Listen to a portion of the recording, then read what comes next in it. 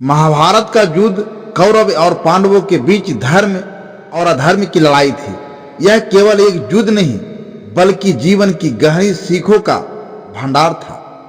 इसी महायुद्ध में घटित हुआ एक ऐसा प्रसंग जिसने इतिहास को बदल दिया।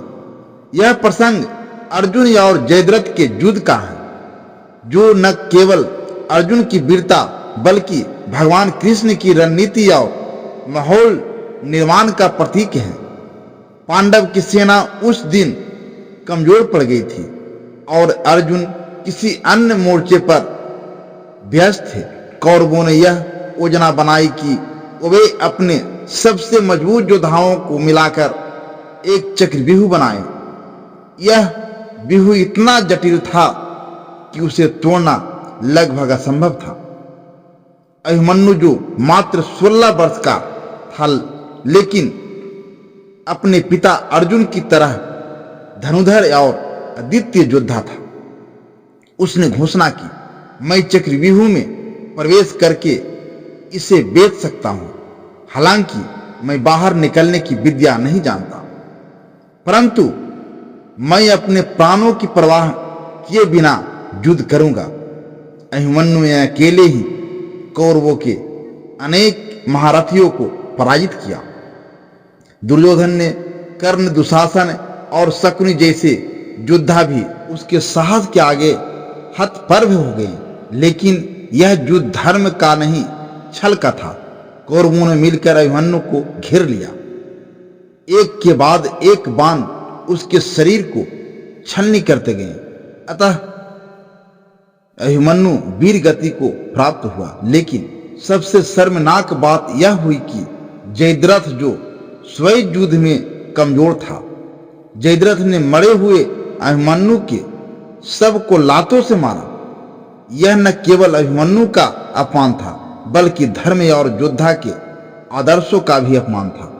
जब अर्जुन और भगवान कृष्ण लौटे तो उन्हें यह दुखद समाचार मिला। द्रौपदी, सुभद्रा और पूरी पांडव सेना शोक में डूबी थी। अर्जुन ने जब सुना कि अभिमन्यु के सब को लातों से मारा गया तो उसका क्रोध सीमा पार कर गया। अर्जुन ने अपने हाथों में जल लिया और प्रण लिया, यदि कल सूर्यास्त से पहले मैंने जयद्रथ का वध नहीं किया तो मैं अग्नि में प्रवेश कर अपने प्राण को त्याग दूंगा। यह सुनते ही पांडवों की सेना अतवद्ध रह गई। भीम ने अर्जुन को समझाने की कोशिश की, भाई, यह अति कठोर प्रण है। जयद्रथ केवल एक योद्धा नहीं, उसके पास कौरव सेना का पूरा समर्थन है। उसे ढूंढना और सूर्यास्त से पहले वध करना आसान नहीं होगा। लेकिन अर्जुन अपने प्रण पर अडिग रहा। अगले दिन का सूरज मानो एक नए इतिहास की गवाही देने के लिए उगा था। कौरवों ने जयद्रथ को छिपाने के लिए हर संभव उपाय किए। दुर्योधन ने अपने सबसे मजबूत योद्धाओं कर्ण, अश्वत्थामा, दुशासन और स्वयं भीम को जयद्रथ की रक्षा में लगाया। जैसे ही युद्ध आरंभ हुआ, अर्जुन ने भगवान कृष्ण से कहा, हे माधव, जयद्रथ को ढूंढने के लिए आप मेरा मार्गदर्शन करें। मैं केवल युद्ध पर ध्यान केंद्रित करूंगा। कृष्ण ने मुस्कुराकर कहा, अर्जुन, जब तक विश्वास या धैर्य है, विजय निश्चित है। जयद्रथ का ढूंढना कठिन है पर असंभव नहीं। अर्जुन और कृष्ण का रथ युद्ध के मैदान में द्रुत गति से दौड़ रहा था। अर्जुन ने एक एक करके सभी कौरव योद्धाओं को चुनौती दी। उसने दुशासन को घायल किया, कर्ण के रथ को तोड़ा और अश्वत्थामा को पीछे हटने पर मजबूर किया। संध्या का समय, दिन तेजी से बीत रहा था। सूरज धीरे धीरे क्षितिज के पास पहुंच रहा था। अर्जुन अब तक जयद्रथ को खोज नहीं पाया था। उसने थक कर अपना गांडीव धनुष गिरा दिया और कृष्ण से कहा, प्रभु, मैं असफल हो गया। जयद्रथ को ढूंढना असंभव है। मेरा प्रण अधूरा रह जाएगा। पांडव सेना भी निराश हो चुकी थी, लेकिन भगवान कृष्ण ने शांत स्वर में कहा, अर्जुन, वीर कभी हार नहीं मानता। अब समय आ गया है कि मैं अपना कार्य करूं। भगवान कृष्ण ने अपने दिव्य ज्ञान का उपयोग करते हुए बादलों को सूर्य के सामने कर दिया। पूरा युद्ध क्षेत्र अंधकारमय हो गया। कौरवों को लगा कि सूर्यास्त हो चुका है। दुर्योधन ने जयद्रथ को छिपने के स्थान से बाहर बुला लिया और घोषणा कर दिया कि अर्जुन का पर्ण असफल हो चुका है।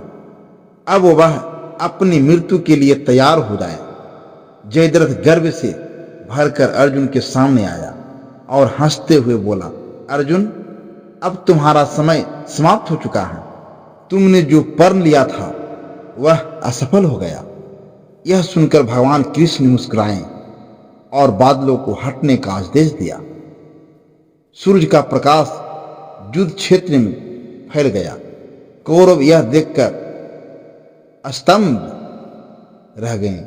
कृष्ण ने अर्जुन से कहा, अर्जुन, यह समय है, उठो और जयद्रथ का वध करो।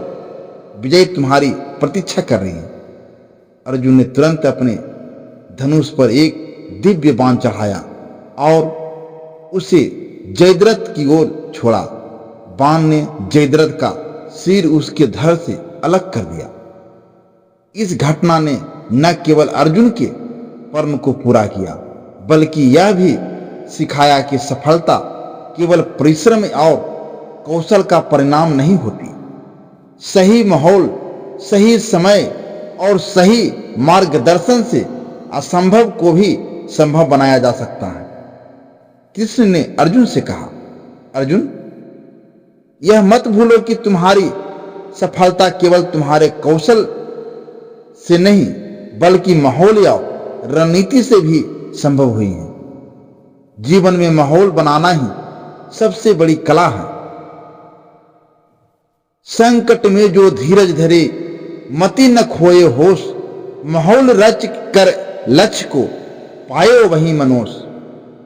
कौशल संग जो माहौल हो, सजे सफलता पथ, कृष्ण बिना अर्जुन अधूरा, नीति करे सब संत। इस कहानी से हमें यह शिक्षा मिलती है कि जीवन में कितनी भी विपरीत परिस्थितियों क्यों न हो, सही दृष्टिकोण और माहौल निर्माण से हर चुनौती को पार किया जा सकता है।